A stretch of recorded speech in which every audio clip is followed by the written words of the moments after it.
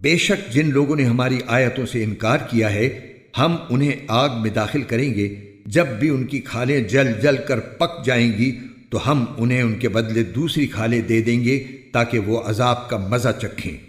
بے شک اللہ صاحب اقتدار بھی ہے، صاحب حکمت۔ اور جو لوگ ایمان لائے ہیں اور انہوں نے نیک عمل کیے ہیں ان کو ہم ایسے باغات میں داخل کریں گے جن کے نیچے نہریں بہتی ہوں گی، جن میں وہ ہمیشہ ہمیشہ رہیں گے۔ وہاں ان کے لیے پاکیزہ بیویاں ہوں گی اور ہم انہیں گھنی چھاؤں میں داخل کریں گے۔ مسلمانوں، یقیناً اللہ تمہیں حکم دیتا ہے کہ تم امانتیں ان کے حقداروں تک پہنچاؤ، اور جب لوگوں کے درمیان فیصلہ کرو تو انصاف کے ساتھ فیصلہ کرو۔ یقین جانو اللہ تم کو جس بات کی نصیحت کرتا ہے وہ بہت اچھی ہوتی ہے۔ بے شک اللہ ہر بات کو سنتا اور ہر چیز کو دیکھتا ہے۔